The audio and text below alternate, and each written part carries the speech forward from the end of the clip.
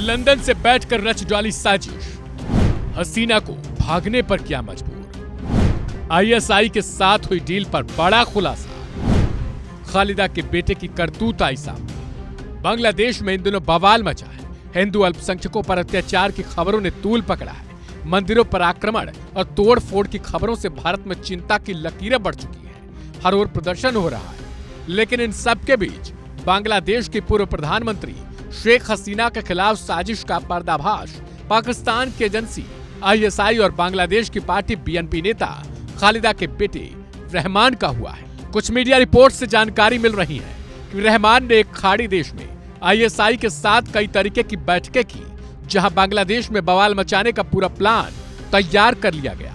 बता दें कि खालिदा जिया के बेटे रहमान पिछले 15 साल से लंदन में निर्वासन में जिंदगी बिता रहे हैं। खबर है कि खाड़ी देशों में यात्रा के दौरान ही रहमान की मीटिंग आईएसआई के साथ प्री प्लान हुई। प्लानिंग में देश में किसी तरीके से माहौल बनाकर हिंसा करवाना और किसी प्रकार से शेख हसीना के खिलाफ लोगों को भड़काना था। कुछ यूं प्लानिंग की गई कि यह बेहतरीन कामयाब हो गई, लेकिन प्रदर्शनकारियों ने अपनी ही सरकारी संपत्ति को आग के हवाले करने के साथ अपने लोगों के साथ मारपीट की, साथ ही प्रधानमंत्री आवास में लूटपाट की। ये पैसा उन्हीं के टैक्स का था।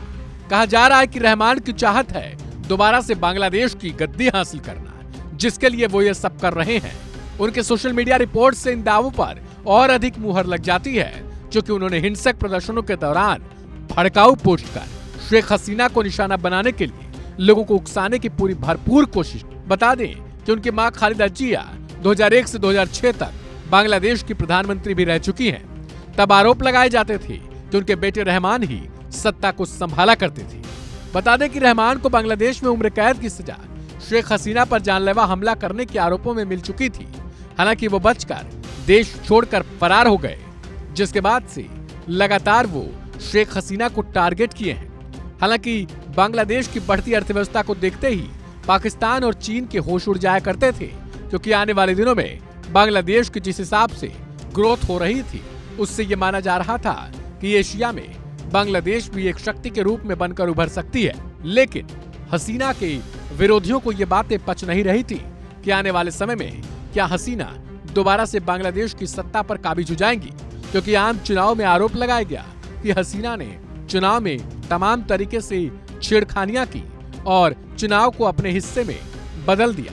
देखना दिलचस्प होगा कि इस खुलासे के बाद क्या बांग्लादेश में किसी प्रकार की कोई जांच भी हो पाती है या फिर यह महज ऐसे ही रह जाता है। इस खबर पर ज्यादा जानकारी के लिए चैनल को सब्सक्राइब करें और बेल आइकन को दबाएं।